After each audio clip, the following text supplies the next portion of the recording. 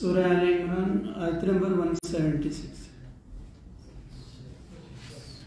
أعوذ بالله من الشيطان الرجيم. بسم الله الرحمن الرحيم.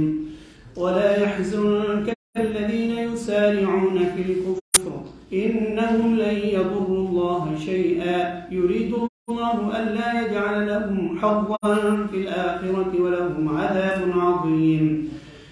إن الذين اشتروا الكفر بالإيمان لن يضروا الله شيئا ولهم عذاب أليم. ولا يحسبن الذين كفروا أنما نملي لهم خير لأنفسهم إنما نملي لهم ليزدادوا إثما ولهم عذاب مهين. ما كان الله ليذر المؤمنين على ما أنتم عليه حتى يميز الخبيث من الطيب وما كان الله ليطلعكم على الغيب ولكن الله يجتبي من رسله من يشاء فآمنوا بالله ورسله وإن تؤمنوا وتتقوا فلكم أجر عظيم. ولا يحسبن الذين يبخلون بما آتاهم الله من فضله هو خيرا لهم بل هو شر لهم سيطوقون ما بخلوا به يوم القيامة ولله ميراث السماوات والأرض والله بما تعملون خبير. لقد سمع الله قول الذين قالوا إن الله فقير ونحن أغنياء سنكتب ما قالوا وقتلهم الأنبياء بغير حق ونقول ذوقوا عذاب الحريق ذلك بما قدمت أيديكم وأن الله ليس بظلام للعبيد. الذين قالوا إن الله عهد إلينا ألا نؤمن لرسول حتى يأتينا بقربان تأكله النار قل قد جاءكم رسل من قبلي بالبينات وبالذي قلتم فلم قتلتموهم إن كنتم صادقين. فإن كذبوك فقد كذب رسل من قبلك جاءوا بالبينات والزبر والكتاب المنير كل نفس ذائقة الموت وإنما توفون أجوركم يوم القيامة فمن زحزح عن النار وأدخل الجنة فقد فاز وما الحياة الدنيا إلا متاع الغرور. لتبلغن في أموالكم وأنفسكم ولتسمعن من الذين أوتوا الكتاب من قبلكم ومن الذين أشركوا وأذى كثيرا وإن تصبروا وتتقوا فإن ذلك من عزم الأمور.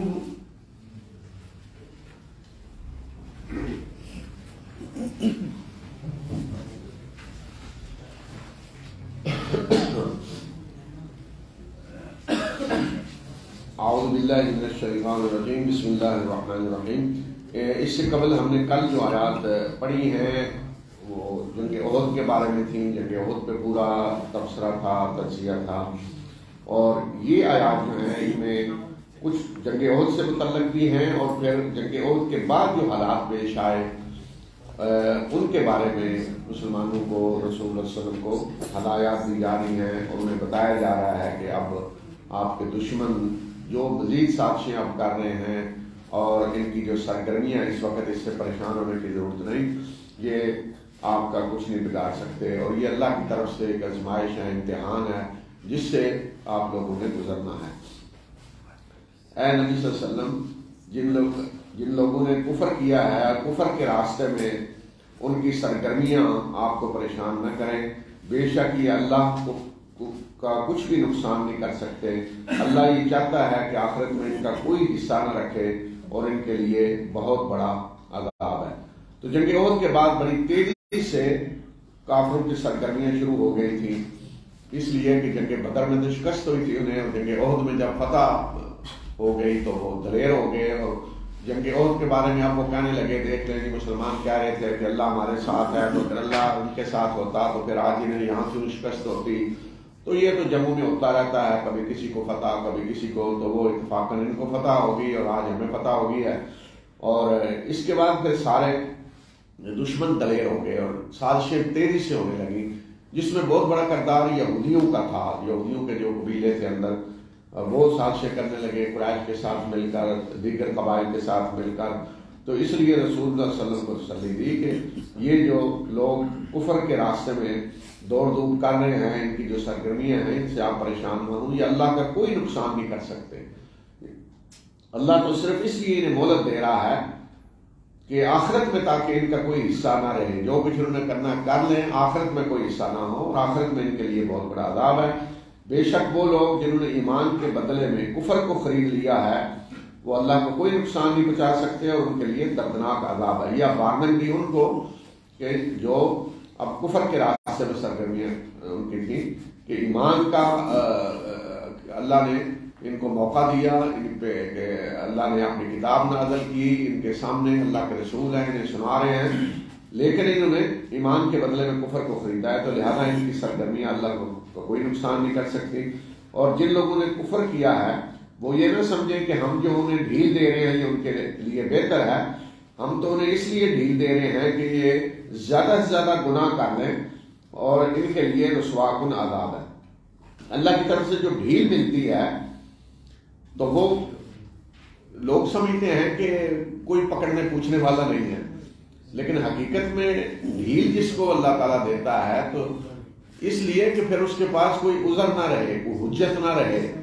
اور جس کو گناہ پہ فوراً اللہ تعالیٰ پکڑ لے، کوئی اللہ کی طرف سے فوراً تنبیہ آ جائے، تو یہ تو اللہ کی رحمت ہے کہ اللہ نے اسے جھنجھوڑا ہے اور تاکہ وہ خبردار ہو جائے اور توبہ کرے، معافی مانگے. لیکن جسے اللہ ڈھیل دے تو ایسے شخص کے لیے تو پھر یہ تباہی ہے. تو فرمایا کہ یہ جنہوں نے کفر کیا ہے تو ہم انہیں ڈھیل دے رہے ہیں، اور یہ نہ سمجھے کہ ڈھیل بہتر ہے ان کے لیے. ہم اس لیے انہیں موقع دے رہے ہیں کہ زیادہ سے زیادہ گناہ کر لیں تاکہ جب پکڑے جائیں تو ان کے پاس کوئی عذر نہ ہو، اور ان کے لیے رسوا کن عذاب ہے. پھر مسلمانوں کو بتایا کہ یہ آزمائش کیوں آئی. احد میں جو شکست ہوئی یہ آزمائش تھی، اور آزمائش کیوں ضروری تھی، اللہ تعالیٰ کی سنت کیا ہے اس سلسلے میں.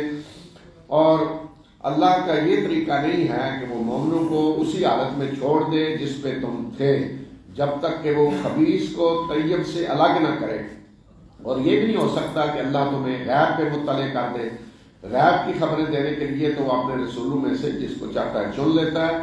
لہذا تم اللہ اور اس کے رسولوں پر ایمان لاؤ، اور اگر تم ایمان لاؤ گے اور تقوی اختیار کرو گے تو تمہارے لیے بہت بڑا اجر ہے. تو اس آزمائش کے بارے میں بتایا کہ یہ نہیں ہو سکتا کہ تم جس حالت میں تھے اللہ اسی حالت میں رہنے دے.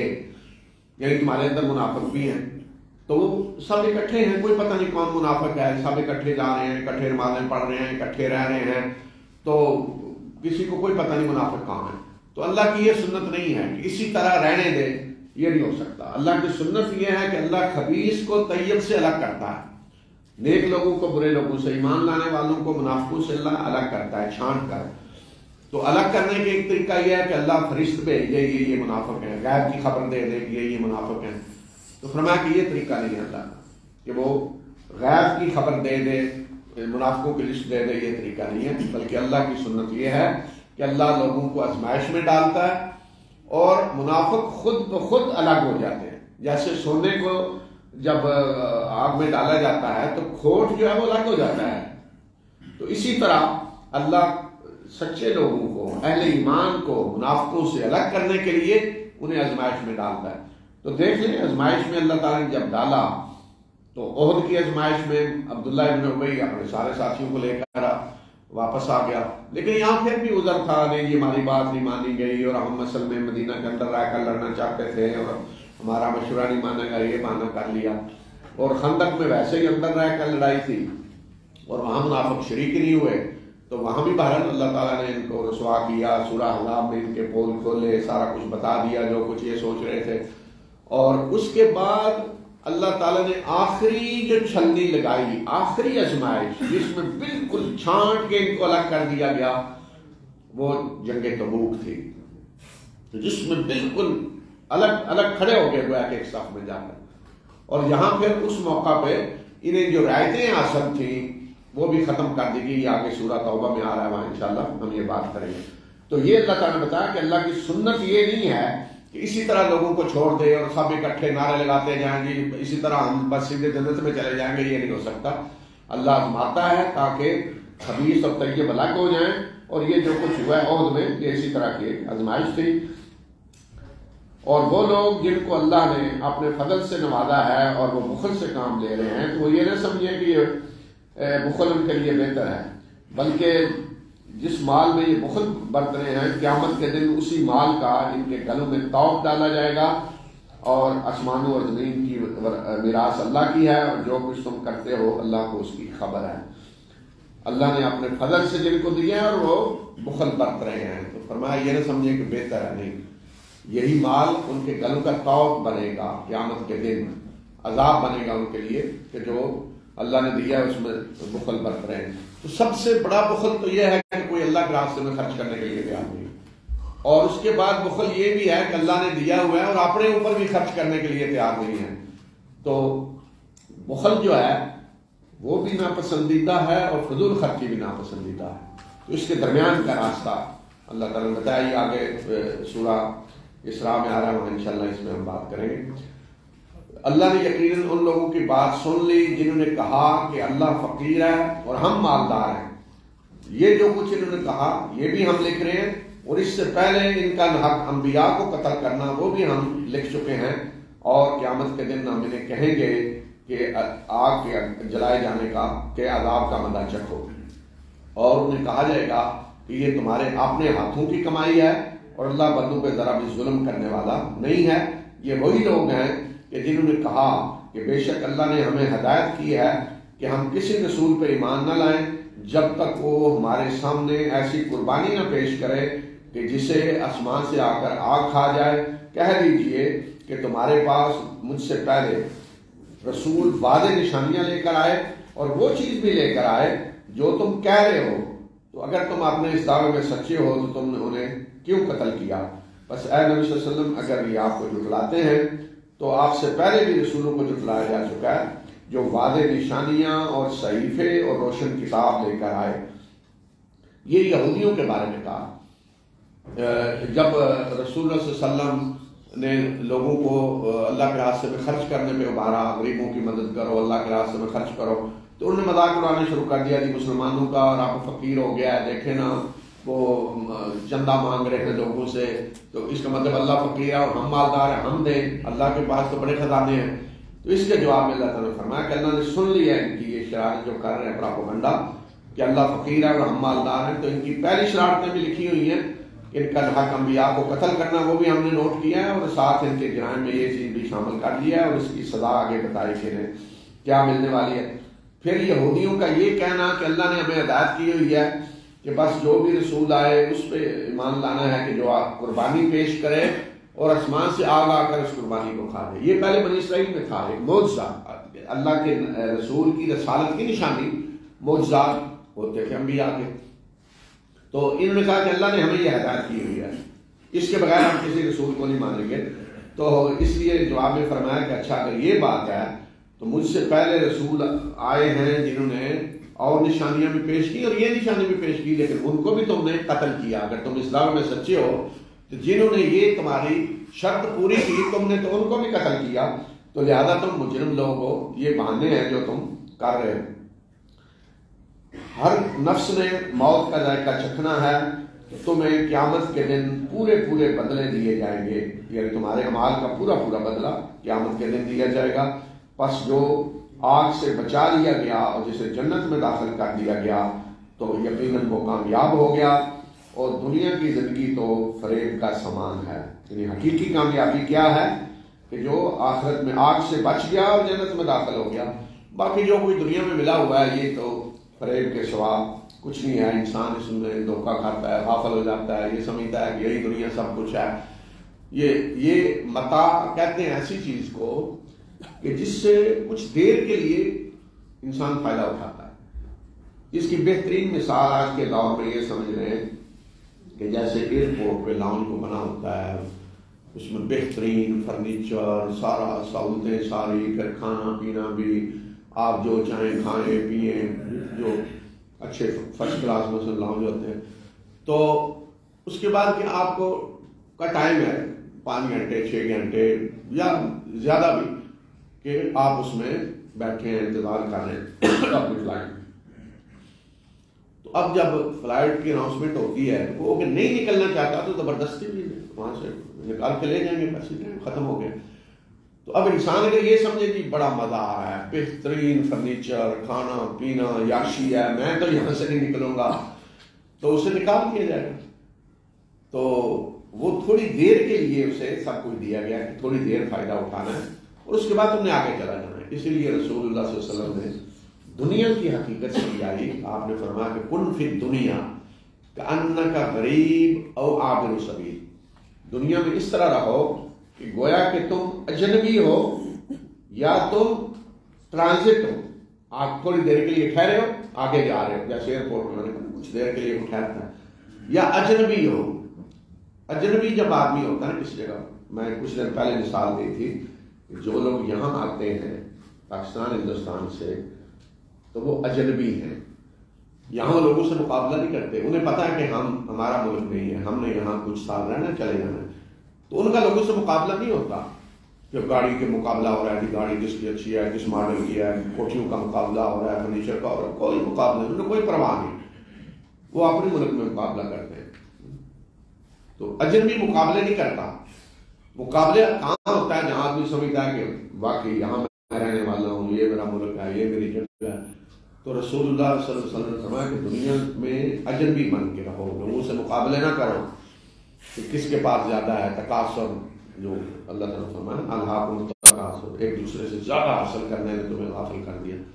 تو دنیا کو یہ سمجھو کہ یہ اجنبی بن کے رہو، یا پھر یہ ہے کہ عابر سبیل، ٹرانزٹ۔ تو یہ فرمایا کہ یہ دنیا کا میں جو کچھ ہے یہ ایک فریب کا سامان ہے، آدمی دھوکہ کھاتا ہے، یہ سمجھتا ہے ہمیشہ یہ رہنا۔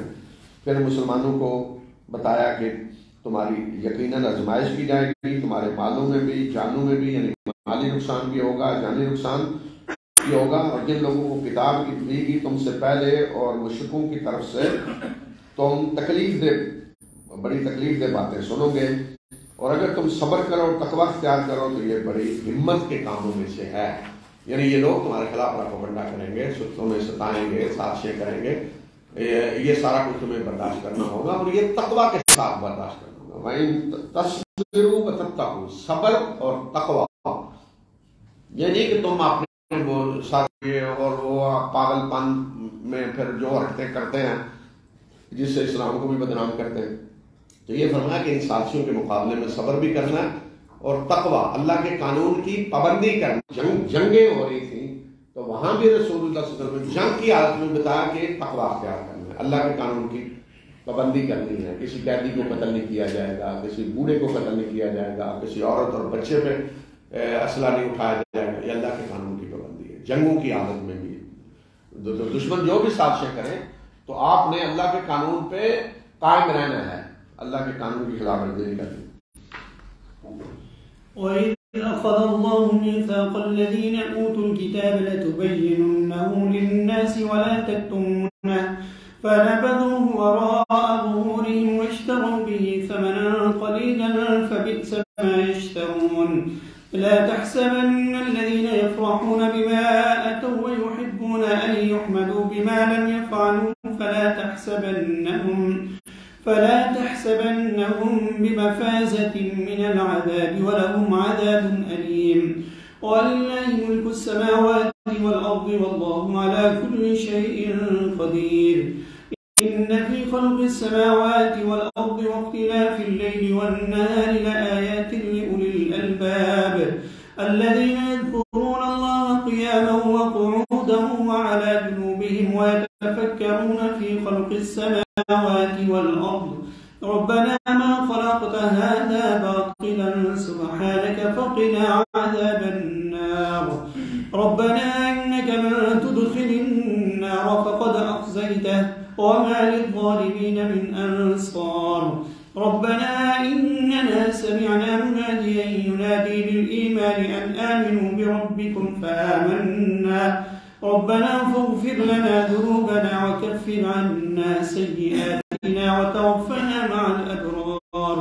ربنا وآتنا ما وعدتنا على رسلك ولا تخزنا يوم القيامة إنك لا تخلف الميعاد فاستجاب لهم ربهم أني لا أضيع عمل عامل منكم من ذكر أو أنثى بعضكم فالذين هاجروا وأخرجوا من ديارهم وأوذوا في سبيلي وقاتلوا وقتلوا لأكفرن عنهم سيئاتهم ولأدخلنهم جنات تجري من تحتها الأنهار ثوابا من عند الله والله عنده حسن الثواب لا يغرنك تقلب الذين كفروا في البلاد متاع قليل ثم مأواهم جهنم وبئس المهاد لكن الذين اتقوا ربهم لهم جنات تجري من تحتها الأنهار خالدين فيها نزلا من عند الله وما عند الله خير للأبرار وإن من أهل الكتاب لمن يؤمن بالله وما أنزل إليكم وما أنزل إليهم خاشعين لله لا يشترون بآيات الله ثمنا قليلا أولئك لهم أجرهم عند ربهم إن الله سريع الحساب يا أيها الذين آمنوا اصبروا وصابروا ورابطوا واتقوا الله لعلكم تفلحون.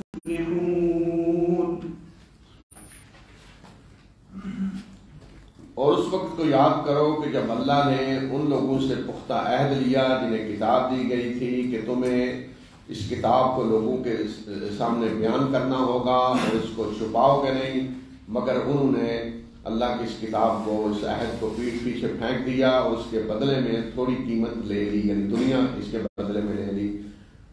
تو انتہائی بری وہ چیز ہے کہ جو وہ خرید رہے ہیں، جس کے خریدار بنے ہوئے ہیں، جو دنیا اس کے بدلے میں انہوں نے لی.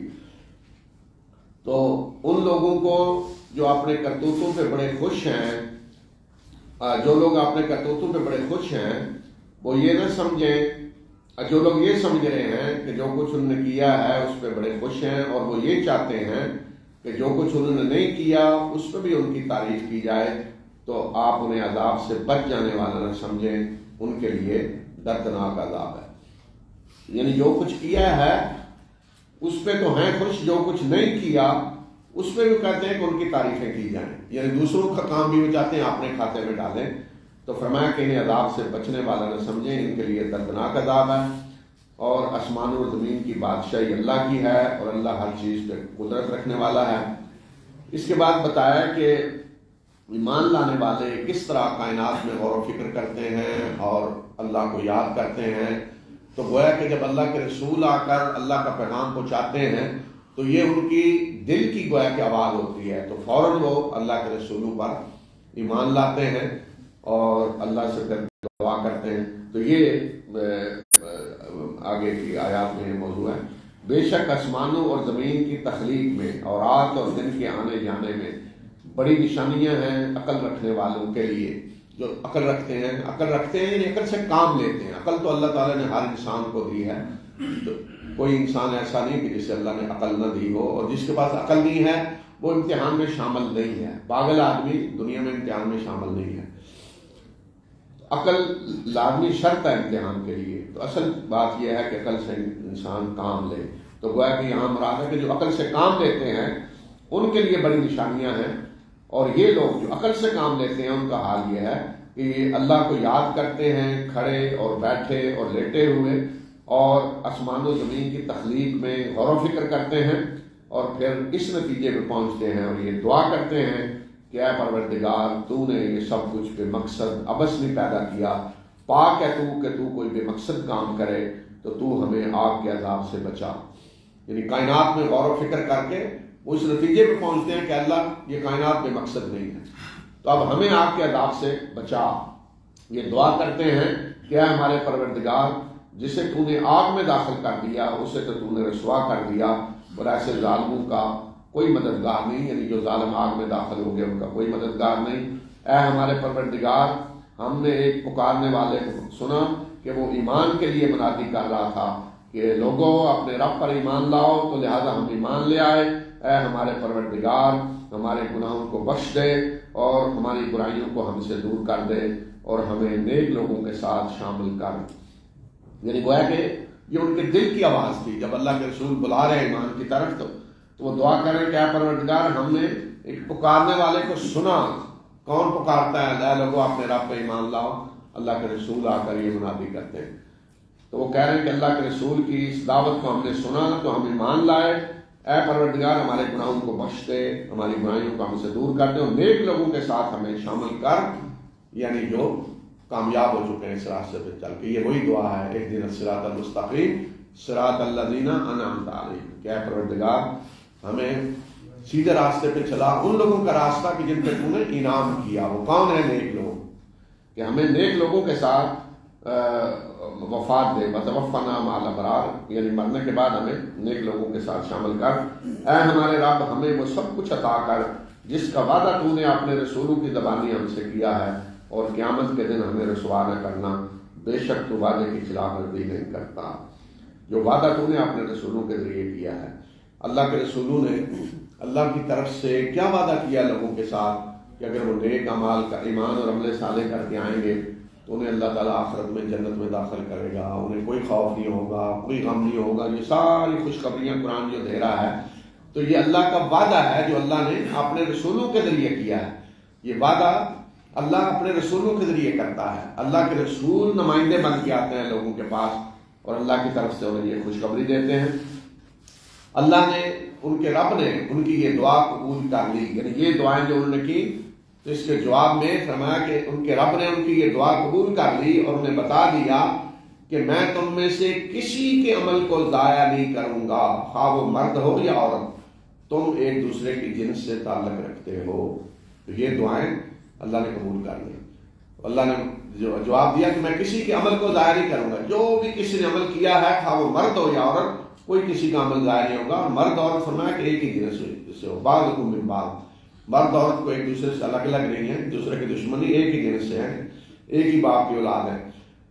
تو بس وہ لوگ جنہوں نے ہجرت کی، یعنی اپنے گھر بار چھوڑے اور اپنے جنہیں ان کے گھروں سے نکالا گیا اور میرے راستے میں جنہیں ستایا گیا اور جنہوں نے جنگ کی اور قتل کیے گئے، میں ان کی برائیاں ان سے دور کر دوں گا اور انہیں میں ایسے باغوں میں داخل کروں گا جن کے اندر نہریں بہری ہوں گی. یہ اللہ کی طرف سے بدلہ ہے اور اللہ کے پاس بہترین بدلہ ہے. اے نبی صلی اللہ علیہ وسلم، جن لوگوں نے کفر کیا ہے ان شہروں میں ان کی چلت پھر آپ کو دھوکے میں نہ ڈالے. یہ دنیا کی زندگی، چند روزہ دنیا کی زندگی کے مزے ہیں، پھر ان کا ٹھکانہ جہنم ہے اور وہ انتہائی بری جائے قرار ہے. جنگ احد کے بعد جو دورے ہو رہے تھے نا مختلف فوجی وزیر خارجہ وہ آیا ہوا ہے، یہودی سردار فلاں جگہ گیا ہوا ہے، فلاں سردار مدینہ آیا ہوا، فلاں مکہ، یہ کام شروع ہو گیا تھا تیزی سے.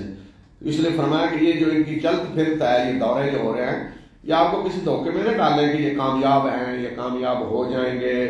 فرمایا کہ یہ تو چند روزہ دنیا کے مزے ہیں، کر رہے ہیں، اللہ نے مہلت دی ہوئی ہے اس لیے کہ اللہ امتحان لے رہا ہے.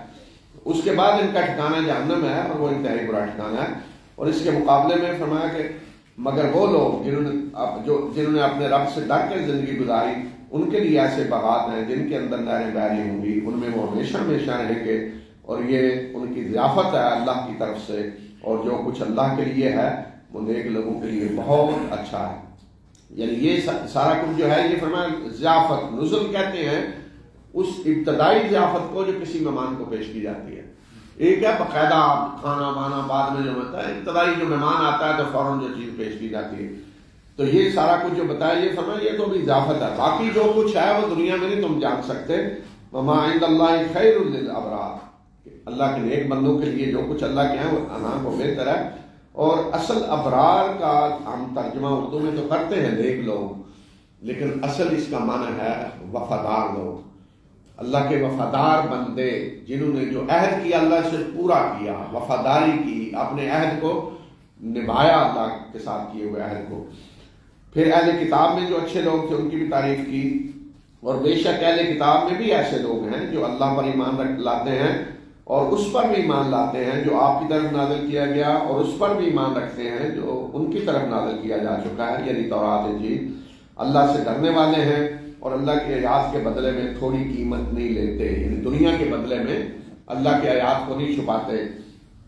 ایسے لوگ جو ہیں ان کا اجر ہے ان کے رب کے ہاں، اور بے شک اللہ جلد حساب لینے والا ہے. اے لوگوں جو ایمان لائے ہو، صبر کرو اور دشمن کے مقابلے میں ثابت قدم رہو اور خدمت حق کے لیے ڈٹے رہو اور اللہ سے ڈرو تاکہ تم فلاح پاؤ۔ دیکھیں ایک ہے اصبروا، صبر ہے انفرادی طور پہ آدمی جو کچھ آزمائشیں آتی ہیں، تکلیفیں آتی ہیں، امتحان اللہ کی طرف سے ہوتے ہیں، ان میں صبر کرتا ہے۔ اور صابر کا مطلب یہ ہے کہ اس وقت ڈٹ جانا کہ جب مقابلے میں آپ کے کوئی لڑ رہا ہے، دشمن کے مقابلے میں ڈٹے رہنا، پامردی دکھانا، ثابت قدمی دکھانا۔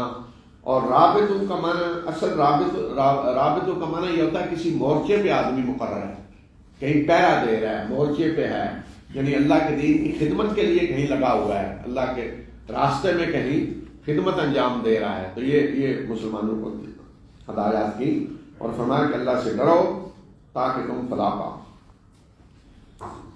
بسم اللہ الرحمن الرحیم۔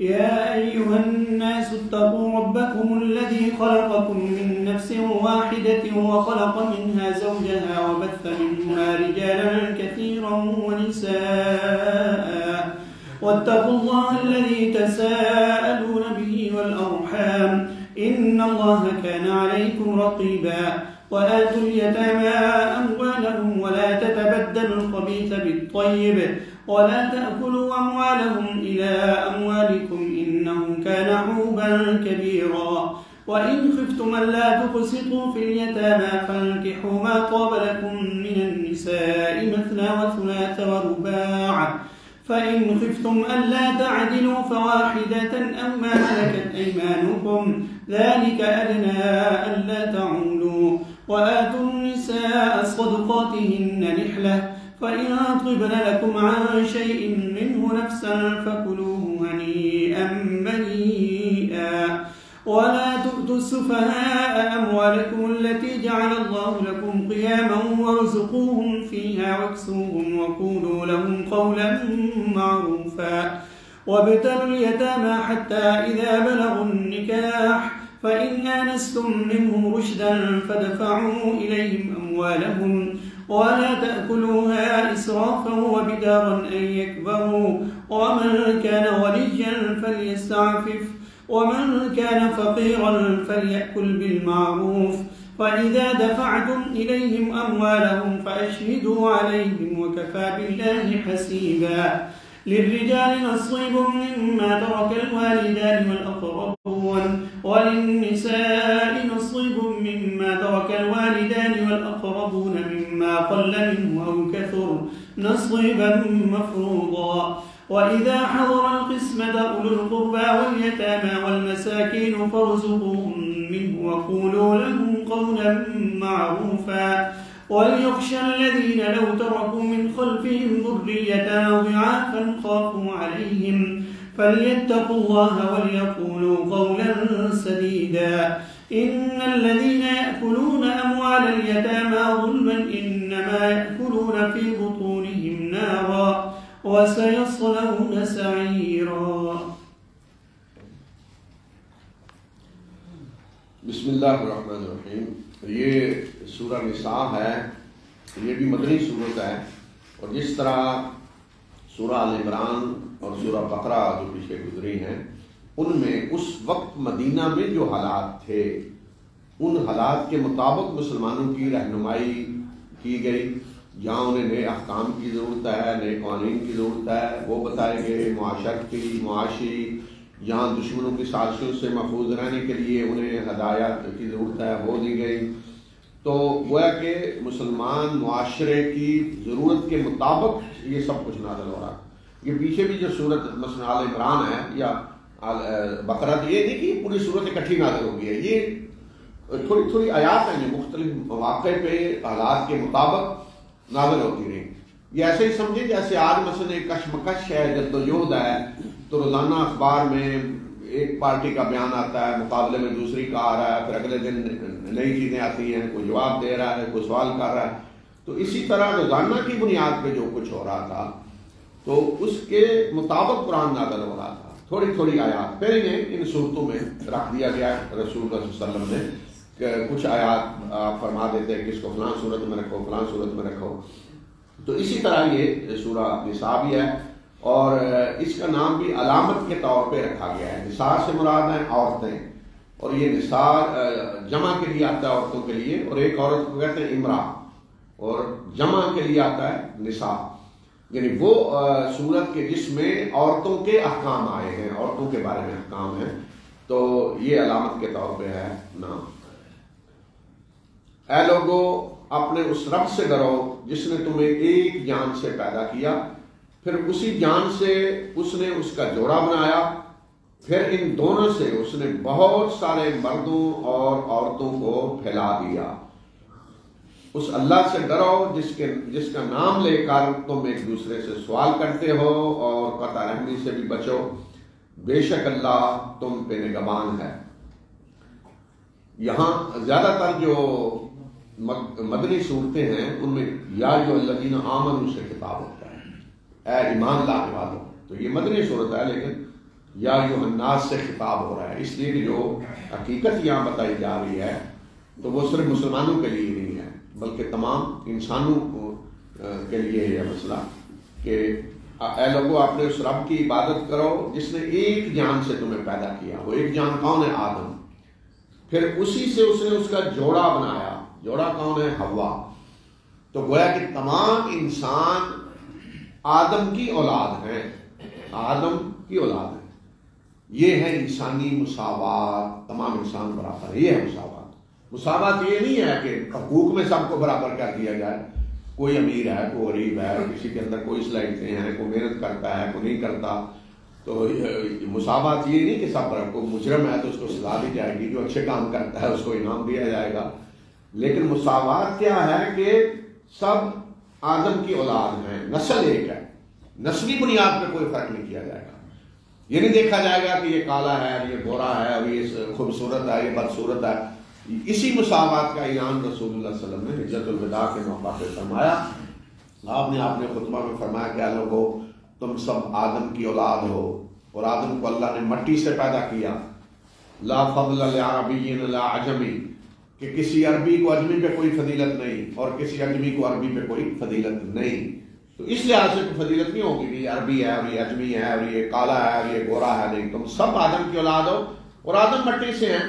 تو پھر فرق کیسے ہو سکتا ہے؟ یا تو وہ کہتے ہیں میں سونے سے، میرا بڑا جو ہے وہ سونے سے بنا تھا اور آدم مٹی سے بنے تھے، افریقی جو ہیں وہ آدم کی اولاد ہیں، وہ کالے ہیں اور ہم کسی اور کی اولاد ہیں۔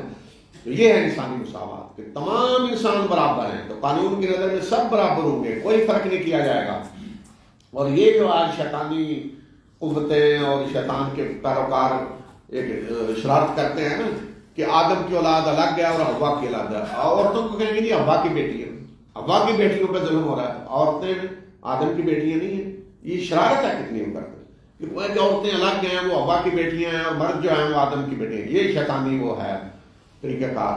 تو تمام عورتیں ہوئی یا مرد سب آدم کی اولاد ہیں۔ حوا کو بھی اللہ نے اسی سے پیدا کیا، وہ خالق کا منہا زوجہا، اس کا جوڑا حوا آدم ہی سے پیدا کیا، تاکہ کوئی یہ نہ کہہ دیا عورتوں کی نسل الگ ہے۔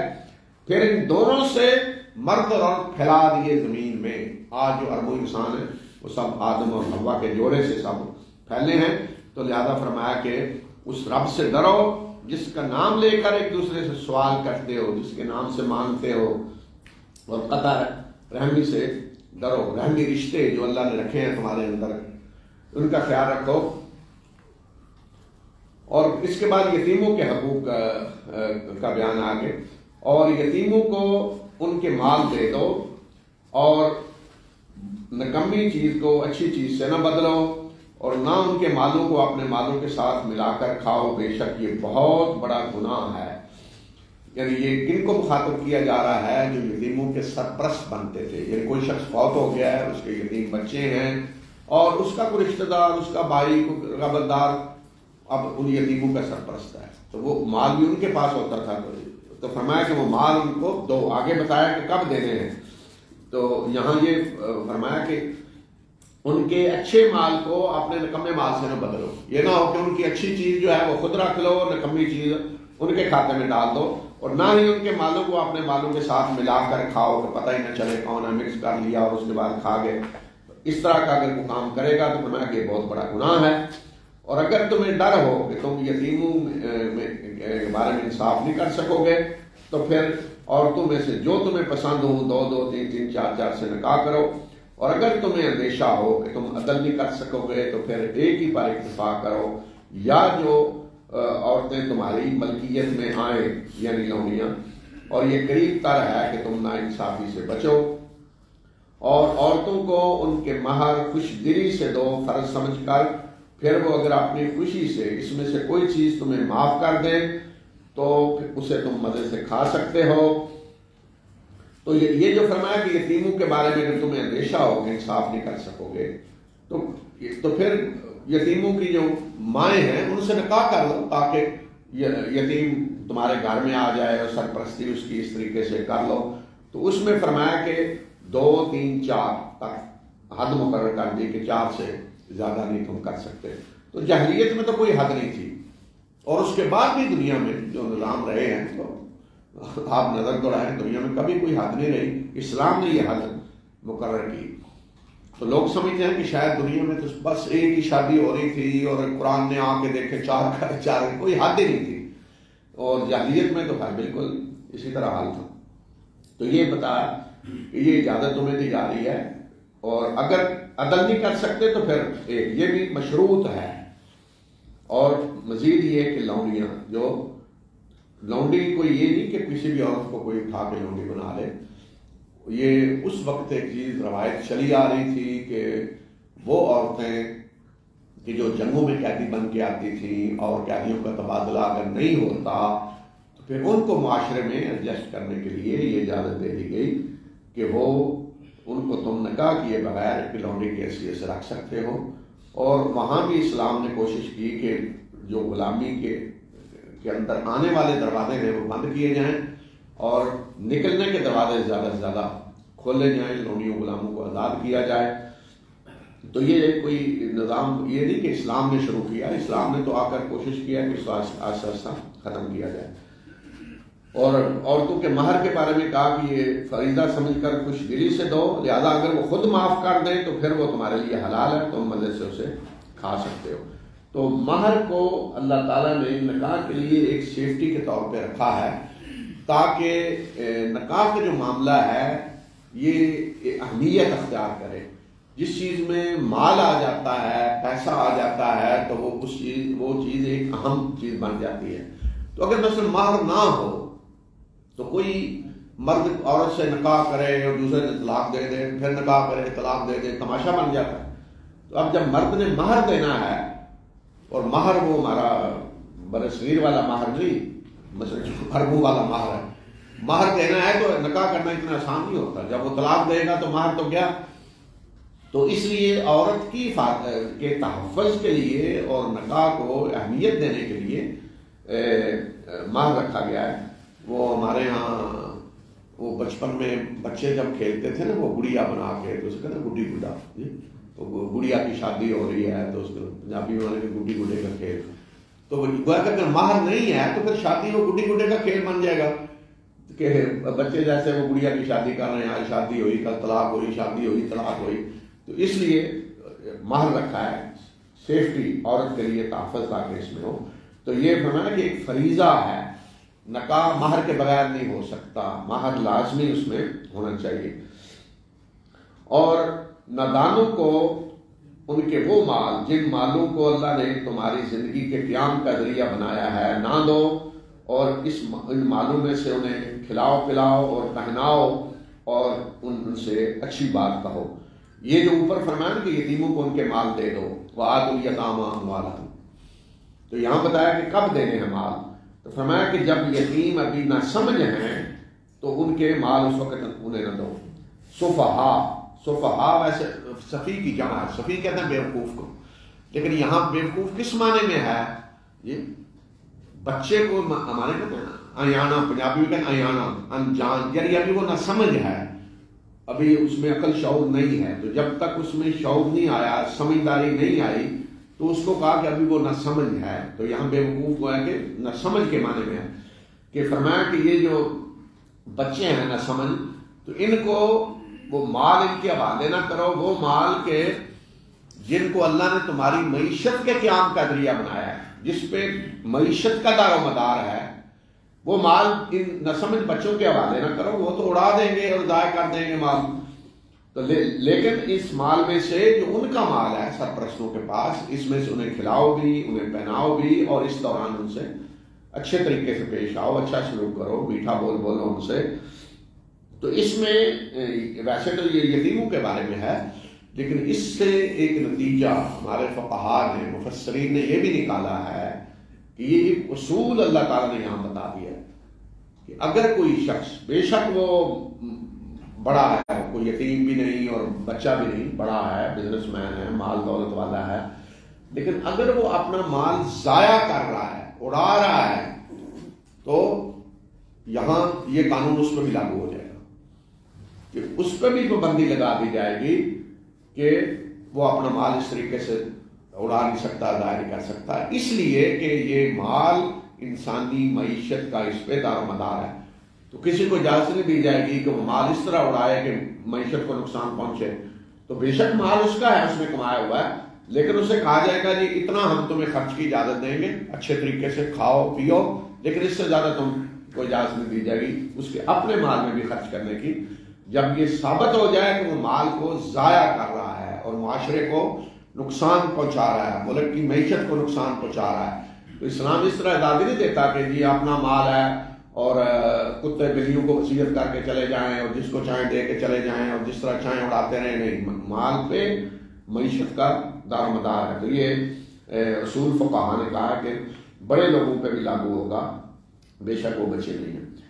اور یتیموں کو آزماؤ، ان کا امتحان لو یہاں تک کہ وہ نکاح کی عمر کو پہنچ جائیں، پھر اگر تم ان میں شعور پاؤ، سمجھداری پاؤ، تو ان کے مال ان کے حوالے کر دو، اور ان کے مالوں کو فضول خرچی کے ذریعے اور جلدی جلدی نہ کھاؤ، اس ڈر سے کہ وہ بڑے ہو کر اس کا مطالبہ کریں گے۔ اور جو تم میں سے مالدار ہو وہ تقوی اختیار کرے، اور جو فقیر ہو وہ معروف طریقے سے کھا سکتا ہے۔ اور جب ان کے مال ان کے حوالے کرو تو اس پہ گواہ بنا لو، اور اللہ حساب کرنے کے لیے کافی ہے۔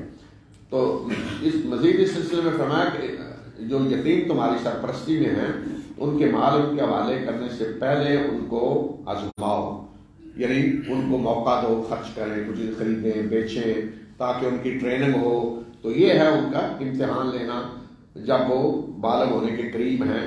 تو اگر تم ان میں دیکھو سمجھداری آ گئی ہے تو پھر مال حوالے کرو۔ بعض دفعہ یہ ہے کہ بالغ تو ہو گیا ہے، بڑا بھی ہو گیا ہے، نکاح بھی ہو گیا ہے، لیکن اس میں کوئی سمجھداری نہیں ہے، وہ اپنے مال کی حفاظت نہیں کر سکتا، اور مال اس کے حوالے کیا تو بالکل وہ چند دنوں میں اڑا دے گا، لوگ بیوقوف بنا کر اس سے مال سارا وہ دھوکہ دے کے کھا جائیں گے۔ تو اس موقع پہ بھی پھر خیال رکھو، ابھی اس کو مزید گویا کہ ٹریننگ دو۔ تو اس لیے فرمایا کہ اگر تم ان میں سمجھداری دیکھو تو پھر ان کے مال حوالے کرو، اور یہ بھی نہیں ہونا چاہیے کہ ان کے بالغ ہونے سے پہلے، بڑا ہونے سے پہلے جلدی جلدی ان کے مال کھا جاؤ کہ بڑے ہوئے تو مال اپنا مانگیں گے اور فضول خرچی کر کے ان کا مال کھانے لگو۔ تو اس میں جو یتیم کا سرپرست ہے تو فرمایا کہ اگر تو کوئی مالدار ہے خود تو اسے مینجمنٹ کا، جو وہ مینج کر رہا ہے یتیم کے مال کو، ظاہر ہے اس میں تجارت بھی بعض دفعہ ہو رہی ہوتی ہے، اس کی حفاظت ہو رہی ہوتی ہے، تو وہ مینجمنٹ کا کچھ نہیں لے، فلیستعفف، وہ بالکل اجتناب کرے، کوئی اس میں یتیم کے مال میں سے اپنی جو سروس وہ دے رہا ہے گویا کہ اس کے بدلے میں کچھ نہ لے۔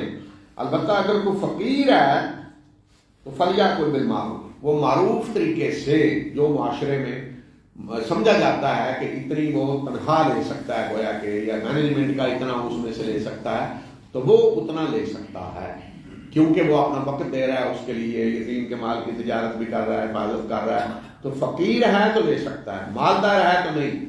اور یہی حضرت ابو بکر رضی اللہ تعالیٰ عنہ نے کہا، خلفائے راشدین نے، کہ جو سرکاری مال ہے اس کی بھی یہی حیثیت ہے، وہ حکمران کے لیے ایسے ہی ہے جیسے یتیم کا مال ہے۔ اگر حکمران خود مالدار نہیں ہے تو وہ اس میں سے تنخواہ لے سکتا ہے، کیونکہ وہ اس کی حفاظت کر رہا ہے، حکومت کر رہا ہے، اور اگر مالدار ہے تو پھر نہیں۔ اس لیے حضرت ابو بکر نے تنخواہ لی، حضرت عمر نے لی، اس لیے کہ حضرت ابو بکر کو تجارت کرنے سے پھر منع کر دیا گیا تھا، خلیفہ بننے کے بعد حضرت عمر کا بھی یہی حال تھا. حضرت عثمان مالدار تھے خود نہیں لیے, حضرت علی نے لی, وہ مالدار نہیں تھے. تو اس طرح حکمران جو ہے اس کے لیے بھی سرکاری مال یتیم کے مال کی طرح ہے. یا اور بھی کوئی شخص اگر یتیم کے مال کی آج بھی سرپرستی کر رہا ہے تو اگر خود فقیر ہے تو وہ اپنے لیے اس میں سے تنخواہ لے سکتا ہے, اور اگر مالدار ہے تو اجتناب کرے. اور پھر فرمایا کہ جب مال ان کے حوالے کرو تو گواہ بنا لو باقاعدہ. کل یہ نہ ہو کہ یتیم کہے جی مجھے تو یہ مال دیا نہیں گیا اور یا فلاں دیا گیا, باقاعدہ گواہ بناؤ. جو کچھ والدین اور قرابت دار چھوڑیں اس کے لیے مردوں, اس میں سے مردوں کا بھی حصہ ہے اور عورتوں کا بھی حصہ ہے. اور اس میں سے بھی جو قرابت دار جو والدین اور قرابت دار چھوڑیں اس میں سے عورتوں کا بھی حصہ ہے اور مردوں کا بھی حصہ ہے, خواہ یہ کم ہو یا زیادہ, یہ اللہ کی طرف سے حصہ مقرر ہے. یہ اب وراثت کا بھی قانون آ رہا ہے. تو اصول یہ بتا دیا کہ والدین اور قرابت دار جو بھی چھوڑ کر جائیں اس میں سے مردوں کو بھی حصہ ملے گا, عورتوں کو بھی ملے گا. یہ نہیں کہ صرف مرد وراثت پائیں گے, مرد بھی پائیں گے, عورتیں بھی پائیں گی, اور آگے وراثت کا پھر پورا قانون آ گیا. اور یہ بھی بتا دیا کہ خواہ تھوڑا ہو یا زیادہ, ترکہ جسے ہم کہتے ہیں جو میت چھوڑ کے جا رہی, تھوڑا ہو یا زیادہ اسے تقسیم ہونا چاہیے, اور ہر ایک کے حصے اللہ نے مقرر کر دیے. اور جب تقسیم کے وقت قرابت دار یا یتیم اور مسکین آئیں تو اس میں سے انہیں بھی کھلاؤ پلاؤ اور ان سے میٹھا بول بولو. وہ لوگ جو اپنے پیچھے بے بس کمزور اولاد چھوڑ کر جا رہے ہوتے ہیں اور انہیں اس وقت ان کو اپنی اولاد کے بارے میں بڑے اندیشے ہوتے ہیں تو انہیں ڈرنا چاہیے. تو لہذا وہ اللہ سے ڈریں اور سچی بات کہیں. یہ ہر ایک کو خبردار کیا کہ ایک مثال دی کہ کوئی جب دنیا سے جا رہا ہوتا ہے اور اپنے پیچھے کمزور بے بس اولاد چھوڑ کر جا رہا ہوتا ہے تو سوچے ذرا کہ اس کی اولاد کے بارے میں اسے کتنے اندیشے ہوں گے کہ پتہ نہیں ان کا کیا بنے گا, لوگ ان کے ساتھ کیا کریں گے, کیسے زندگی گزاریں گے, مال جو میں چھوڑ رہا ہوں اس کی حفاظت کر سکیں. یعنی باپ جو جا رہا ہے تو اولاد چھوٹی ہے, بے بس, ابھی یتیم ہے, تو فرمایا کہ تم جب جا رہے ہو اس حالت میں تو کیا تمہاری کیفیت ہوگی, کتنے اندیشے ہوں گے, کس طرح ڈر رہے ہوں گے اپنی اولاد کے بارے میں. تو اسی طرح فرمایا کہ ہر ایک کا حال ہے. تو جو چلے گئے ہیں دنیا سے, پیچھے چھوڑ کے گئے ہیں بچے یتیم, تو ان کا بھی یہی اندیشے تھے ان کے بھی اپنی اولاد کے بارے میں جو تمہارے ہوں گے اگر تم جا رہے ہو. تو لہذا جو چھوڑ کے گئے ہیں اس حالت میں اپنی اولادوں کو, تو ان کی اولادوں کے ساتھ ظلم نہ کرو, یتیموں کے ساتھ ظلم نہ کرو.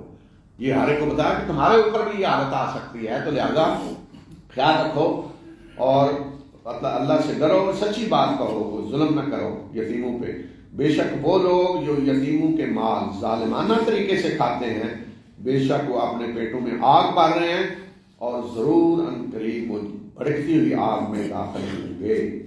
جو ظالمانہ طریقے سے یتیم کا مال کھاتے ہیں, پیچھے اجازت دی ہے کہ جو فقیر ہو وہ کھا سکتا ہے, یعنی آپ معروف طریقے سے اس میں سے لے سکتا ہے, جو مالدار ہے وہ نہیں ہے. لیکن جو ظالمانہ طریقے سے کھا رہا ہے, دھوکہ دہی فراڈ کر کے قبضہ کر کے کھا رہا ہے, یا مالدار ہے اس بہانے جی میں تو اس کو مینج کر رہا ہوں اس میں سے لیتا جا رہا ہے, تو یتیم کا مال جو ہے یہ کبیرہ گناہوں میں سے ہے. ہمارے جو کھاتے ہیں وہ پیٹوں میں آگ بھر رہے ہیں اور آخرت میں وہ بڑے فری آگ میں داخل ہیں. اگلی آیات جو ہیں وہ وراثت کے قانون کے بارے میں سنیں. يوصيكم الله في أولادكم للذكر مثل حظ الأنثيين فإن كن نساء فوق اثنتين فلهن ثلث ما ترك وإن كانت واحدة فلها النصف ولأبويه لكل واحد منهما السدس مما ترك إن كان له ولد فإن لم يكن له ولد وورثه أبواه فلأمه الثلث فإن كان له إخوة فلأمه السدس من بعد وصية يوصي بها أو دين. آباؤكم وأبناؤكم لا تدرون أيهم أقرب لكم نفعا فريضة من الله إن الله كان عليما حكيما. ولكم نصف ما ترك أزواجكم إن لم يكن لهن ولد فإن كان لهن ولد فلكم الربع مما تركن من بعد وصية يوصين بها أو دين، ولهن الربع مما تركتم إن لم يكن لكم ولد، فإن كان لكم ولد فلهن الثمن مما تركتم من بعد وصية توصون بها أو دين. وإن كان رجل يورث كلالة أو امرأة وله أخ أو أخت فلكل واحد منهما السدس، فإن كانوا أكثر من ذلك فهم شركاء في الثلث من بعد وصية يوصى بها أو دين، من بعد وصية يوصى بها أو دين غير مضار، وصية من الله والله عليم حليم. تلك حدود الله، ومن يطع الله ورسوله يدخله جنات تجري من تحتها الأنهار خالدين فيها، وذلك الفوز العظيم. ومن يعص الله ورسوله ويتعد حدوده يدخله نارا خالدا فيها وله عذاب مهين.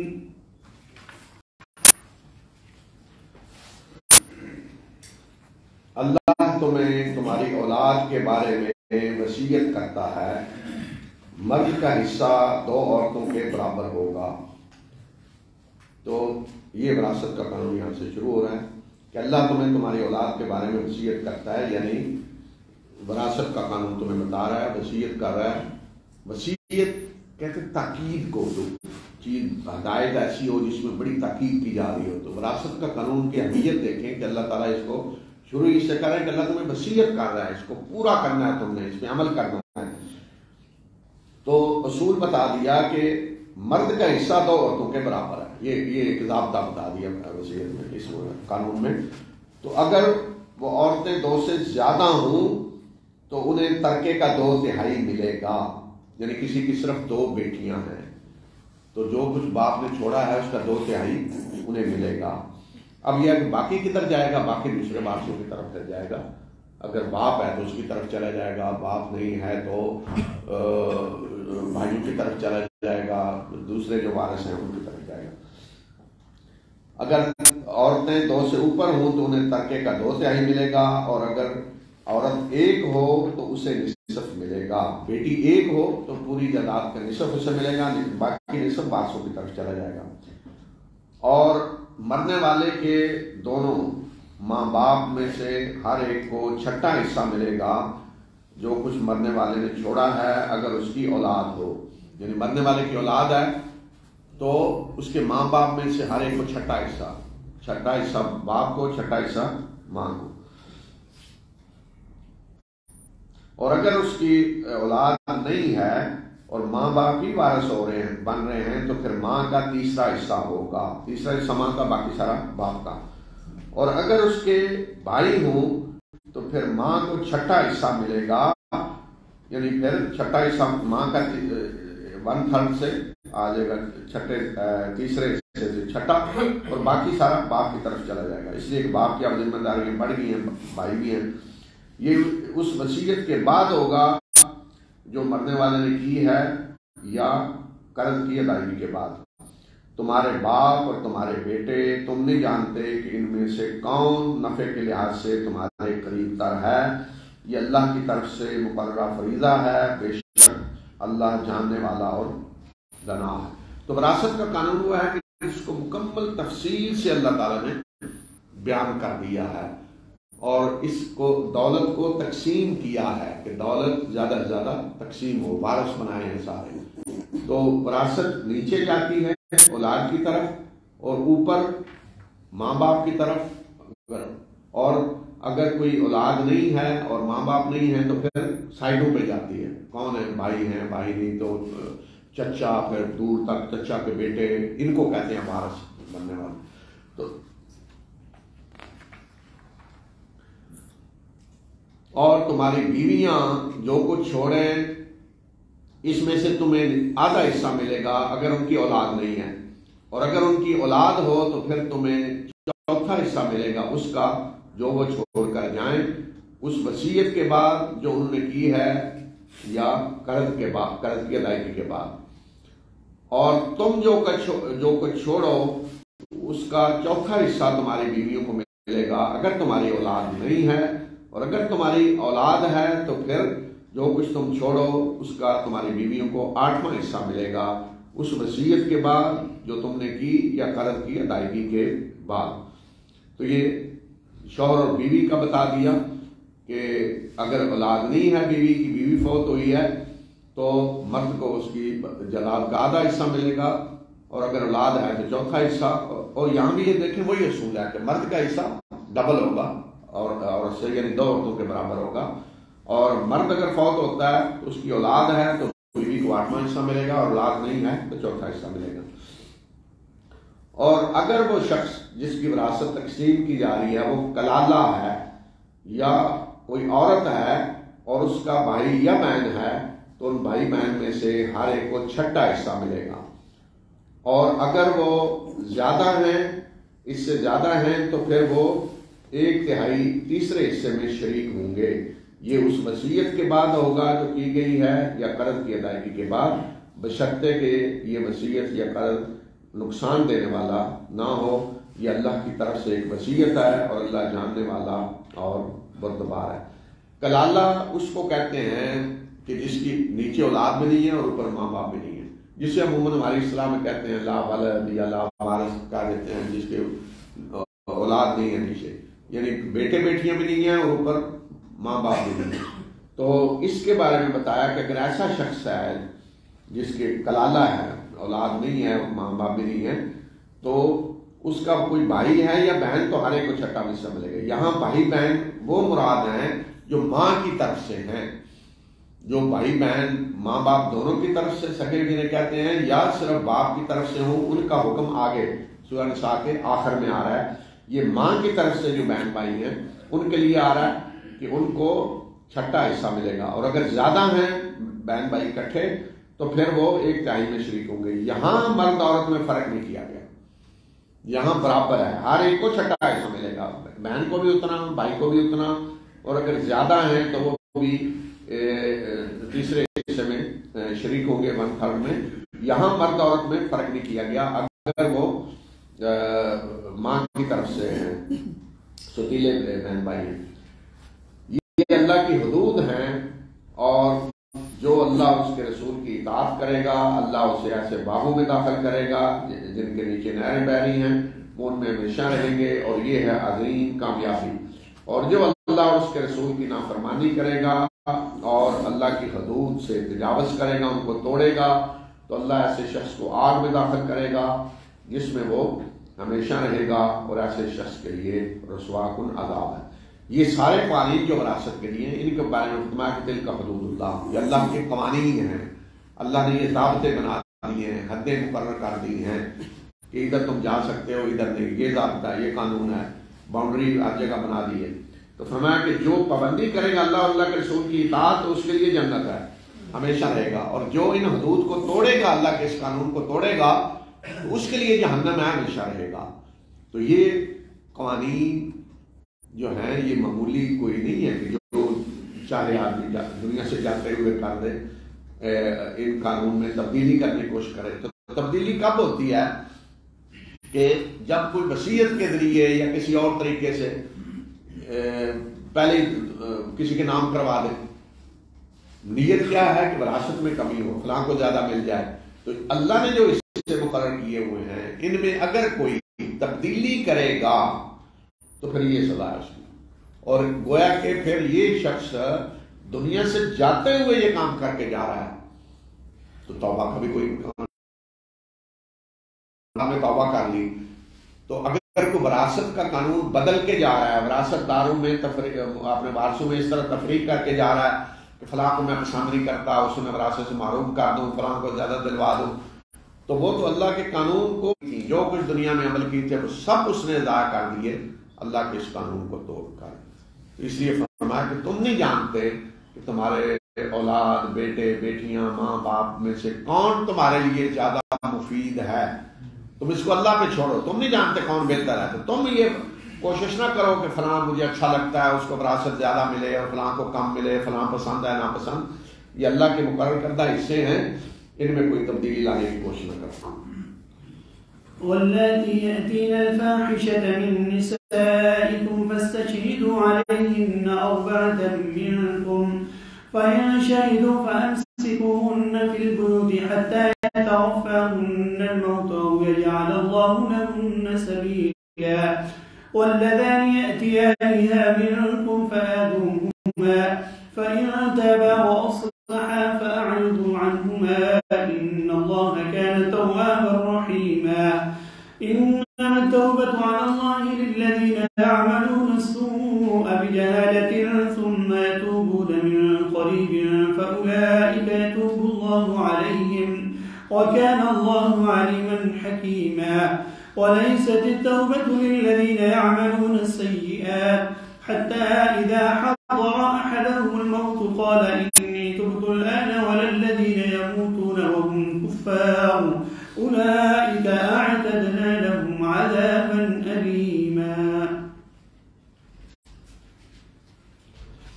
اور تمہاری عورتوں میں سے جو بے حیائی کا ارتکاب کریں ان کے خلاف آپ نے لوگوں میں سے 4 گواہ بنا لو. پس اگر وہ گواہی دیں تو انہیں ان کے گھروں میں روکے رکھو یہاں تک کہ اللہ انہیں موت دے دے یا اللہ ان کے لیے کوئی راستہ نکال دے. اور وہ مرد و عورت جو تم میں سے اس بے حیائی کا ارتکاب کریں انہیں سزا دو، اذیت دو. پس اگر وہ توبہ کر لیں اور اصلاح کر دیں تو ان سے اعراض کرو. بے شک اللہ توبہ قبول کرنے والا اور مہربان. زنا کا باقاعدہ قانون سورہ نور میں آیا. تو اس قانون سے پہلے یہ عارضی حکم دیا گیا جس طرح شراب کے بارے میں پہلے حکم ہے، اور تو یہاں یہ عارضی حکم اس وقت دیا گیا کہ جو عورتیں بے حیائی کا ارتکاب کریں اور گواہی دے دیں. پتہ نہیں مرد کون ہے، پتہ چل گیا کہ یہ عورت مثلا حمل ہو گیا کسی عورت کو، شادی شدہ نہیں ہے، یا کسی طرح گواہی دیتے ہیں کہ یہ بدکاری کی مرتکب ہو گئی ہے. تو یہ فرمایا کہ 4 گواہ اگر گواہی دیں تو پھر انہیں ان کے گھروں میں رکھو، نظر بند کر دو. اسی حالت میں یا پھر یہ کہ موت آ جائے یا اللہ کو راستہ نکال دے، یعنی قانون آ جائے. تو جب سورہ نور کا قانون نازل ہو گیا تو رسول اللہ صلی اللہ علیہ وسلم نے فرمایا کہ اللہ نے ان کے لیے راستہ نکال دیا ہے، اب قانون آ گیا، اب اس قانون کے مطابق عمل ہوگا. تو گویا کہ یہ آیت ان آیات میں سے ہے کہ جو منسوخ ہو چکی ہے. جو آیت موجود ہے اور اس پہ عمل اب نہیں ہوگا، یہ قانون منسوخ ہو چکا ہے. تو اسی طرح فرمایا کہ اگر کوئی 2 مرد عورت ہیں اور وہ اس کا ارتکاب کرتے ہیں تو انہیں بھی سزا دو. ابھی سزا کتنی دو یہ نہیں بتایا، وہ سورہ نور میں تو پھر آگے بتایا. تو یہاں گویا کہ یہ ہے کہ کچھ سزا دو، کچھ جیسے کہتے ہیں جی وہ جوتے مارے، کچھ ان کو تھپڑ وپڑ مارے، وہ سزا دے دیں. اور اگر وہ توبہ کر لیں اصلاح کو چھوڑ دو، اللہ توبہ قبول کرنے والا مہربان. تو یہ ابتدائی حکم تھا. اب باقاعدہ قانون آ چکا ہے جو سورہ نور میں موجود ہے کہ 100 کوڑے گا شادی شدہ کے لیے اور شادی شدہ کے لیے رجم. تو اس کے بعد اب باقاعدہ توبہ کا بتایا کہ توبہ کی حقیقت کیا ہے، کن کی اللہ توبہ قبول کرتا ہے اور کن کی توبہ قبول نہیں ہوتی. بے شک اللہ کے ذمہ ان لوگوں کی توبہ قبول کرنا ہے جو کوئی برائی کرتے ہیں نادانی میں پھر جلد ہی وہ توبہ کرتے ہیں. تو یہ وہ لوگ ہیں کہ جن پہ اللہ نظر عنایت کرتا ہے، ان کی توبہ قبول کرتا ہے، اور اللہ جاننے والا اور دانا ہے. توبہ ان لوگوں کے لیے نہیں ہے جو برائیوں پہ برائیاں کرتے چلے جاتے ہیں یہاں تک کہ جب ان میں سے کسی کی موت کا وقت آتا ہے تو وہ کہتا ہے کہ اب میں نے توبہ کی. اور نہ ہی توبہ ان لوگوں کے لیے ہے جو کفر کی حالت میں مرتے ہیں. یہ وہ لوگ ہیں کہ جن کے لیے ہم نے دردناک عذاب تیار کر رکھا ہے. توبہ کی حقیقت کیا ہے، لفظی معنی کیا ہے توبہ کا؟ توبہ کا لفظی معنی ہوتا ہے کسی کا واپس آنا، پلٹنا. تو جب کوئی بندہ اللہ کی نافرمانی کرتا ہے، اللہ کے قانون کی خلاف ورزی کرتا ہے، تو گویا کہ اللہ سے دور ہو جاتا ہے. جیسے کوئی کسی کی اولاد خراب ہوگی، بگڑی ہوئی، گھر سے نکل گئی والدین کو چھوڑ کر، جب وہ والدین کو منہ دکھانا چاہتے ہو. تو جب کوئی شرمندہ ہو کر اللہ کی طرف واپس آتا ہے معافی مانگ کر، پلٹتا ہے، معافی مانگتا ہے، تو یہ ہے توبہ۔ تو توبہ میں سب سے بنیادی جو چیز ہے وہ ہے شرمندگی، انسان کا اپنے عمل پہ شرمندہ ہونا، اپنے رب کے سامنے شرمندگی، اور یہ سمجھنا کہ میں نے اپنے رب کی نافرمانی کی ہے، یہ میں نے غلط کیا ہے، اور وہ اپنے رب کی طرف ہوا کہ پلٹ کر آیا ہے، معافی مانگ رہا ہے، جو کچھ کر رہا تھا وہ اس نے بالکل چھوڑ دیا ہے، آئندہ کے لیے اس نے عہد کیا ہے کہ آئندہ میں یہ حرکت نہیں کروں گا۔ یہ 3 شرط، ندامت، جو کچھ کر رہا ہے وہ چھوڑے، آئندہ کے لیے عہد کرے کہ آئندہ ایسا کام نہیں کرے گا۔ یہ ہے اگر گناہ کا تعلق بندے اور اللہ کے حقوق سے ہے۔ اگر اس میں انسانی حق کو شامل ہے تو پھر جس کا حق مارا ہے اس کا حق واپس کرے یا اس سے معافی مانگے، یہی کر بیٹھا جذبات سے مغلوب ہوگا۔ تو اس کے بعد فرمایا کہ جلدی وہ توبہ کر لیتے ہیں، تو ان کی تو توبہ اللہ قبول کرتا ہے۔ دوسرے کون ہیں جن کی قبول نہیں ہوتی؟ کہ جو برائیوں پہ برائیاں کرتے چلے جا رہے ہیں اور موت سامنے آئی تو اب توبہ کی، موت سامنے آئی یعنی یا تو جان نکلنے کا وقت آ گیا یا پھر پتہ چل گیا کہ اب میں جا رہا ہوں، یعنی بیماری ایسی آ گئی ہے کہ یقین ہے کہ میں نہیں بچ سکتا، تو پھر توبہ کرتا ہے۔ اس لیے فرمایا کہ پھر جب ان میں سے کسی کے موت کا وقت آتا ہے تو کہتا اب میں نے توبہ کی، ایسے شخص کی توبہ قبول نہیں ہوگی، اور نہ ہی ان کی جو کفر میں مر گئے تو وہ تو موقع ہی نہیں، ختم۔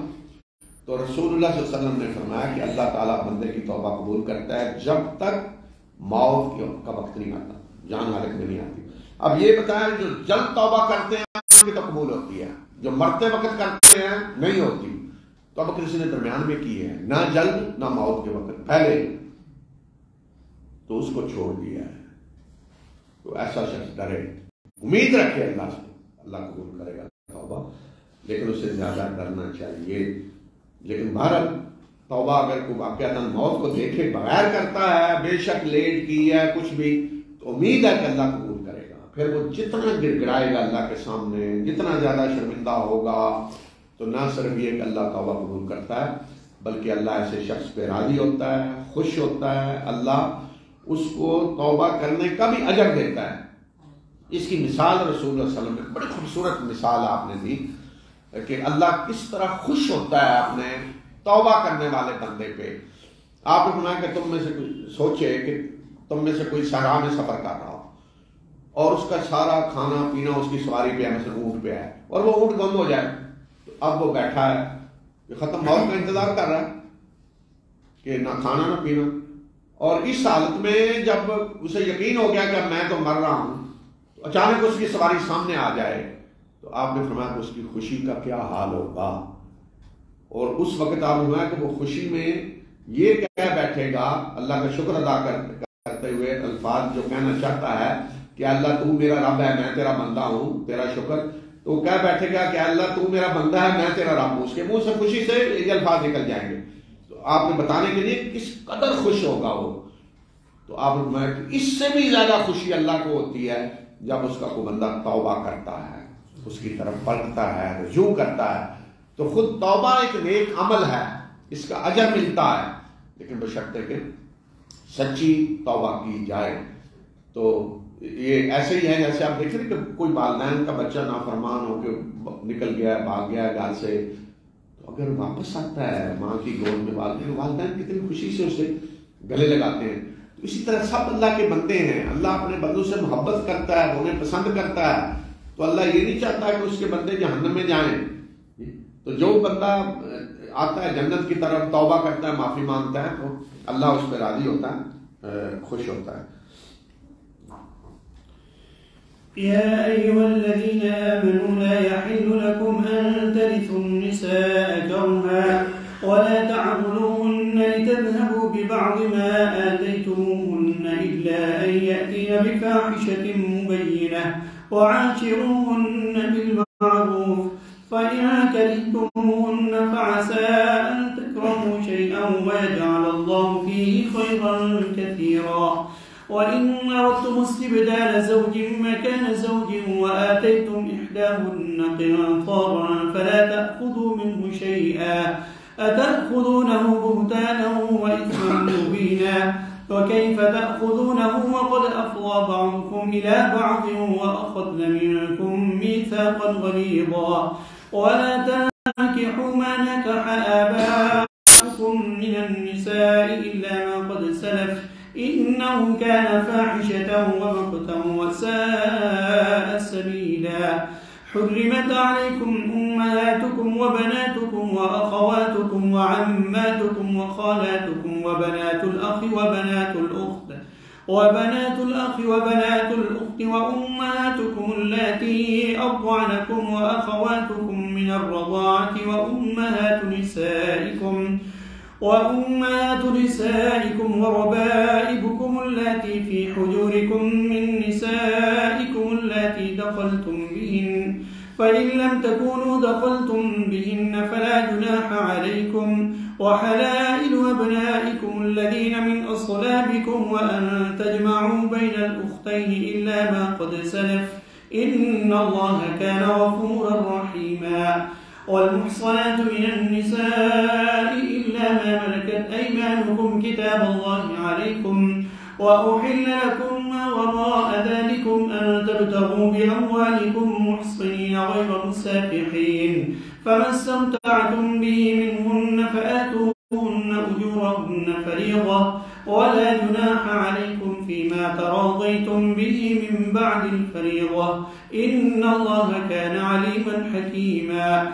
ومن لم يستطع منكم قولا أن ينكح المحصنات المؤمنات فمما ملكت أيمانكم من فتياتكم المؤمنات والله أعلم بإيمانكم بعضكم من بعض فانكحوهن بإذن أهلهن وآتوهن أجورهن بالمعروف محصنات غير مسافحات ولا متخذات أخدان فإذا أحصن فإن أتين بفاحشة فعليهن نصف ما على المحصنات من العذاب ذلك لمن خشي العنة منكم وأن تصبروا خير لكم والله غفور رحيم. يريد الله ليبين لكم ويهديكم سنن الذين من قبلكم ويتوب عليكم والله عليم حكيم. والله يريد أن يتوب عليكم ويريد الذين يتبعون الشهوات أن تميلوا ميلا عظيما. يريد الله أن يخفف عنكم وخلق الإنسان ضعيفا.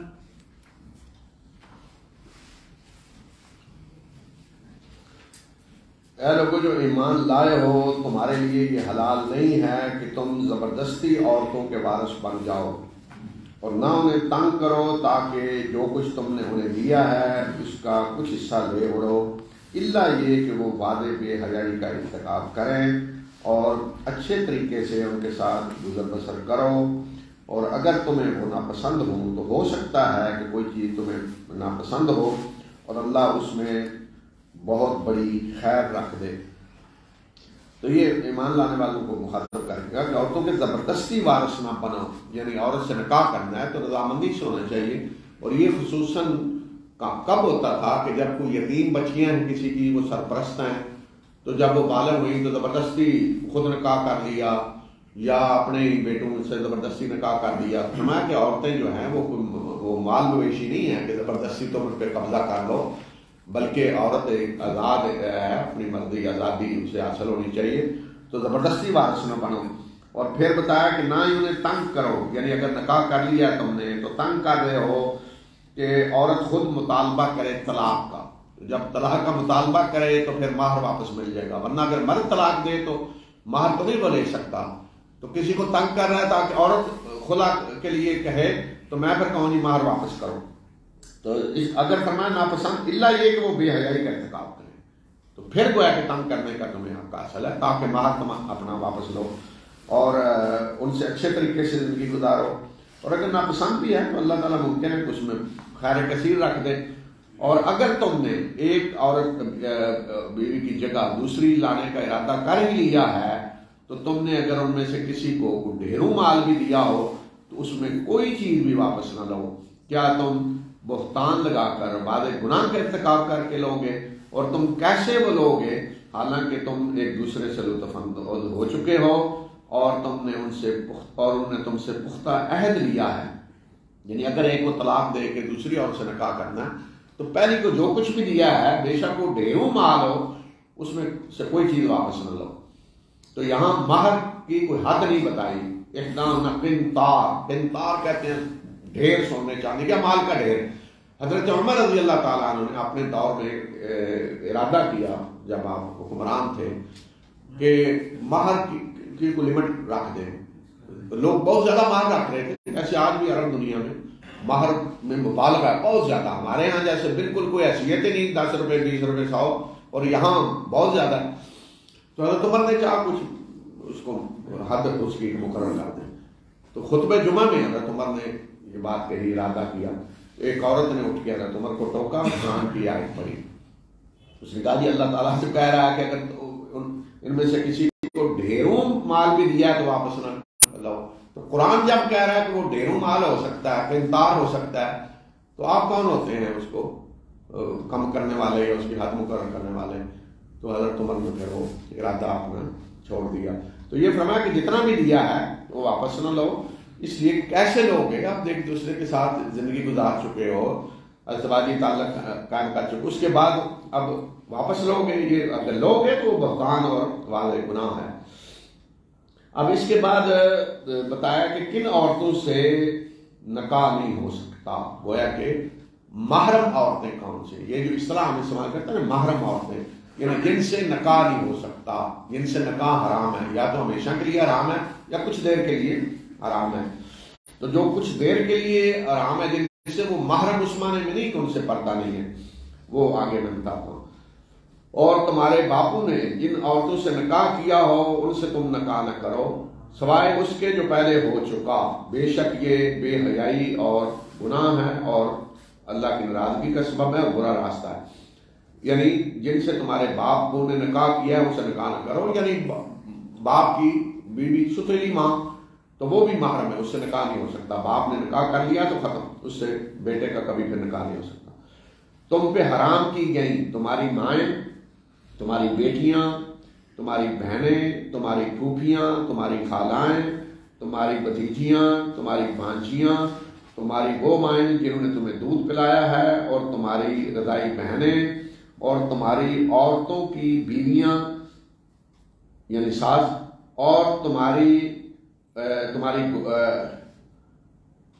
بیویوں کی وہ بیٹیاں جنہوں نے تمہاری گود میں پرورش پائی ہے, وہ عورتیں کہ جن سے تم ازدواجی تعلق قائم کر چکے ہو. بس اگر تم نے ان سے ازدواجی تعلق قائم نہیں کیا تو پھر ان کی بیٹیوں سے نکاح کرنے میں تم پہ کوئی حرج نہیں. اور تمہارے سلبی بیٹیوں کی بیویاں جو حقیقی بیٹیاں منہ بجے نہیں, یعنی بہو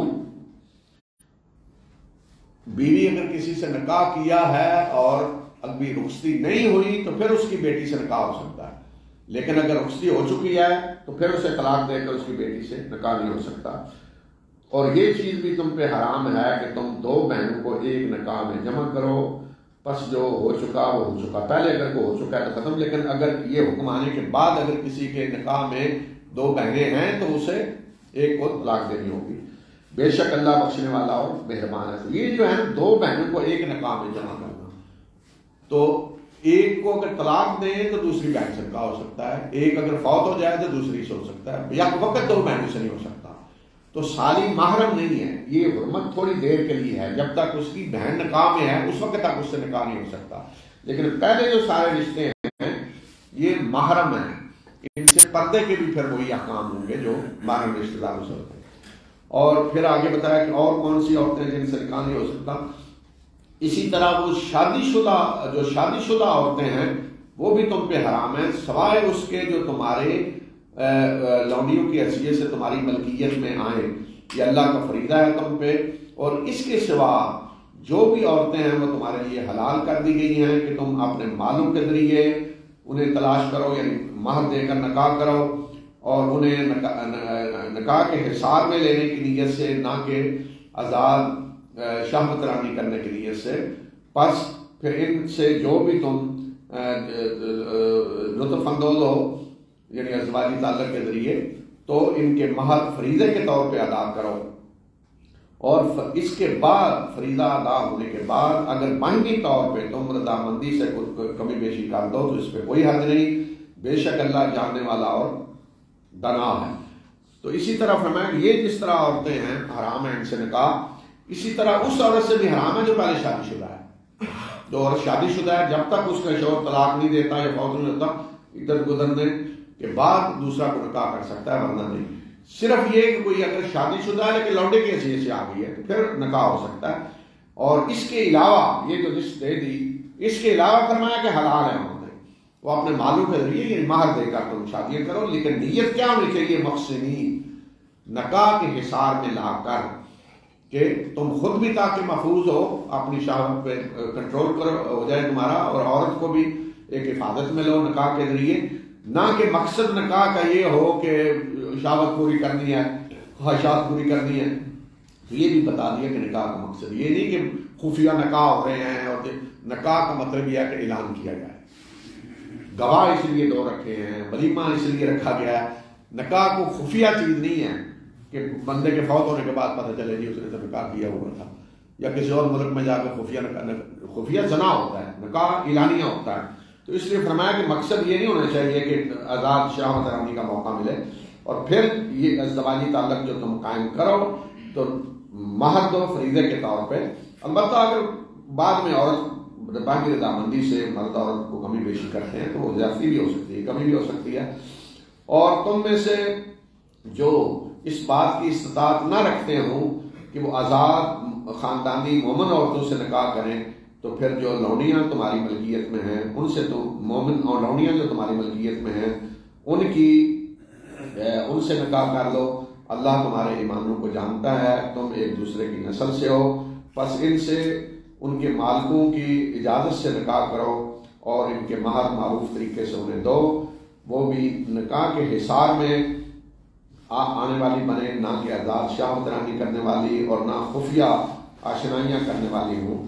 اور جب وہ نکاح کے حصار میں آ جائیں تو پھر اگر وہ بے حیائی کا ارتکاب کریں تو جو آزاد عورتوں کی سزا ہے اس کی نصف سزا انہیں ملے گی۔ اور یہ رعایت یعنی لونڈی سے نکاح کرنے کی یہ رعایت اس شخص کو دی تم میں سے اس کو دی جا رہی ہے جسے تقویٰ کے بند کے ٹوٹنے کا خطرہ ہو، جسے خطرہ ہو کہ میں اپنی خواہش پہ کنٹرول نہیں کر سکوں گا، اگر نکاح نہ کیا تو برائی میں مبتلا ہو جاؤں گا، خطرہ ہے۔ تو یہ رعایت تم میں سے اس کو دی جا رہی ہے جسے تقویٰ کے بند کے ٹوٹنے کا خطرہ ہو، اور یہ کہ تم صبر کرو، یہ تمہارے لیے بہتر ہے۔ لونڈی کی بجائے آزاد عورت سے نکاح کرو، یہ تمہارے لیے بہتر ہے، اور اللہ بخشنے والا اور مہربان ہے۔ تو اس دور میں جو لونڈیاں تھیں ان کا ایک تو مالک ہوتا تھا، تو مالک بھی ازدواجی تعلق قائم کر سکتا تھا، لیکن یہ بھی ہو سکتا ہے کہ ایک کی لونڈی ہے کوئی دوسرا شخص اس سے نکاح کر لے، تو اب مالک پھر اس سے ازدواجی تعلق نہیں قائم کر سکتا، جس سے نکاح ہوا ہے وہی وہ مہر دے کے نکاح کرے، اور جو اولاد ہوگی پھر اسی کی ہوگی جو اس کا شوہر ہے، لیکن اس کا ایک مالک بھی ہے، اس نے مالک کی بھی خدمت کرنی ہے، مالک کے گھر کام کرنا ہے۔ یہ مثلا آج مثال کے طور پہ، آج وہ تو خیر نہیں ہے، آج کو لونڈی تو نہیں ہے، یہ مثلا آج کو کسی کی خادمہ ہے کسی کے گھر میں، تو کسی نے اس سے نکاح کیا ہوا ہے، تو اب خادمہ گھر میں بھی نوکری ووکری کرے گی، سارا کچھ کرے گی، پھر شوہر کے پاس آئے گی تو ایک مشکل تو ہوتی ہے، اس نے ادھر بھی ڈیوٹی دینی ہے پھر شوہر۔ تو اسی طرح فرمایا کہ وہ لونڈیاں جو ہیں وہ مالک بھی ہے ان کا، ان کی بھی خدمت کرنی ہے، لیکن یہ اجازت جو دی جا رہی ہے لونڈیوں سے نکاح کی، یہ اس شخص کے لیے کہ جسے ڈر ہو کہ اگر وہ نکاح نہیں کرے گا بے حیائی میں مبتلا ہو جائے گا، اور بہتر یہ ہے کہ آزاد عورتوں سے نکاح کرو۔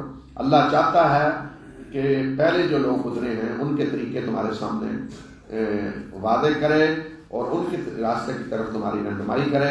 اللہ تم پہ نظر عنایت کرنا چاہتا ہے، اور اللہ جاننے والا اور دانا ہے، اور اللہ چاہتا ہے کہ تم پہ نظر عنایت کرے، تمہاری توبہ قبول کرے، اور جو لوگ خواہشات کی پیروی کرنے والے ہیں وہ چاہتے ہیں کہ تم سیدھے راستے سے بہت زیادہ ہٹ جاؤ۔ جو خواہشات نفس کی پیروی کرنے والے، شہوات کے راستے پہ چلنے والے، وہ چاہتے ہیں غلط راستوں پہ تم جاؤ، تمہیں بالکل سیدھے راستے سے ہٹا کے دور لے جائیں۔ اللہ چاہتا ہے کہ وہ تم پہ تخفیف کرے، آسانیاں پیدا کرے، تمہارے لیے آسان احکام دے، اور انسان کمزور پیدا کیا گیا ہے، بنیادی طور پہ فطرتاً انسان کمزور ہے، تو اس لیے اللہ تعالیٰ نے جو احکام دیے ہیں ان میں نرمی کی ہے، کیونکہ اللہ فطرت کو جانتا ہے، اسی نے انسان کو پیدا کیا ہے، تو اللہ کی شریعت، اللہ کے قوانین انسانی فطرت کے مطابق۔ واخر دعوانا الحمدللہ رب العالمین. تو کل انشاءاللہ پہلی نشست جمعے کے بعد ہوگی 4:15 بجے اور